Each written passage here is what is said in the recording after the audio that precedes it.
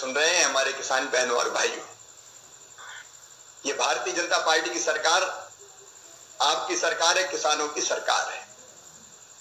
और अगर आप इतिहास उठा के देखोगे तो 2006-07 से अनेकों किसान हितैषी फैसले प्रदेश की सरकार ने भी लिए और हमारे यशस्वी प्रधानमंत्री श्रीमान नरेंद्र मोदी जी के नेतृत्व में हमारी केंद्र सरकार ने भी लिए हैं। किसान भाइयों, प्रधानमंत्री जी का संकल्प और सपना है किसानों की आय दुगनी करना, और दुगनी आय करने के तरीके हैं, एक, उत्पादन बढ़ाओ, दूसरा, उत्पादन की लागत घटाओ, तीसरा, उत्पादन के ठीक दाम दिलवाओ, उचित मूल्य मिल जाए, और चौथा, अगर प्राकृतिक आपदा हो तो नुकसान की भरपाई हो जाए। हम निरंतर कोशिश ये कर रहे हैं, हमारी सरकार, हमारे कृषि मंत्री, हमारे कृषि विभाग, हमारे बाकी सारे साथी और प्रधानमंत्री जी के नेतृत्व में, उनका मार्गदर्शन में, कि हम चारों प्रकार से अगर कोई दिक्कत आए तो किसान के साथ पूरी ताकत से खड़े रहे।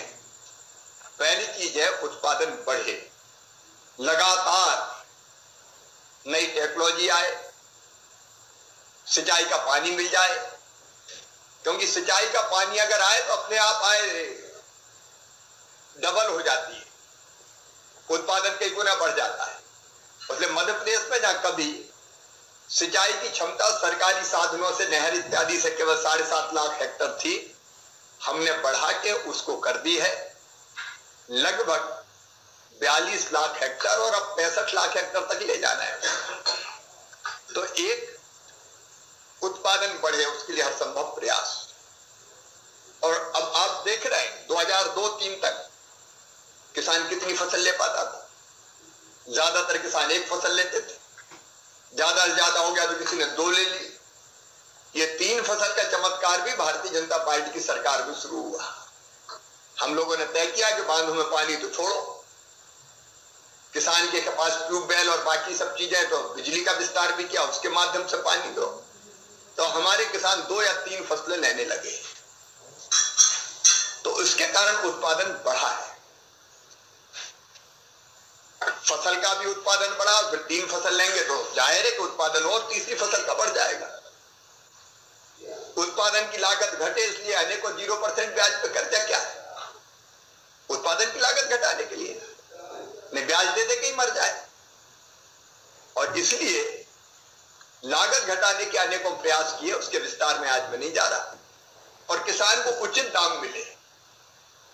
मेरे बहनों और भाइयों, जब से चौथी बार हम लोगों ने सरकार बनाई, कोरोना का महासंकट, पिछले साल भी जब बने तो कोरोना ही में ये सरकार बनाई हम लोगों ने, और उन कठिन परिस्थितियों में जब किसान सोचते थे, राम मनोहर जी तो एक बार कह रहे थे कि पता नहीं खरीदी हो कि नहीं हो कोरोना में, लेकिन हमने जिद करके खरीदी की। पिछले साल भी 1,29,00,000 मीट्रिक टन, सारे रिकॉर्ड तोड़ दिए। और इस साल भी महाविकट संकट में, महामारी का जब रौद्र रूप चारों तरफ कहर बरसा रहा था, हमने किसान की खरीदी रुकने नहीं दी, और लगभग पिछले साल जितनी ही फिर समर्थन मूल्य पर खरीदी कर ली। इतने ही नहीं, हम लोगों ने तय किया, कृषि मंत्री भी मेरे बैठे, चना, मसूर, सरसों इनकी बाद में खरीदी होती थी, और बाद में होती थी तो कई बार किसान बेच चुका होता था। हमने पहले खरीदी शुरू की, 15 मार्च से शुरू करने का फैसला लिया था।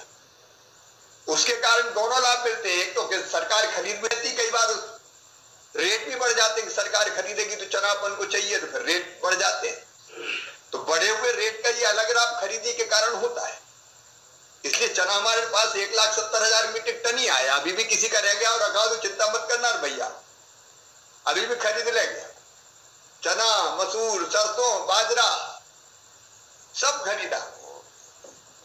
और अब जब मूंग की फसल आई, आप जानते हो इस संकट का समय कोरोना का भी है, अब बरसात, आंधी, तूफान, ऐसे में बहुत हिम्मत का काम है खरीदी करना। कई लोगों ने कोशिश की मत करो, कैसे होगा, नहीं हो सकता,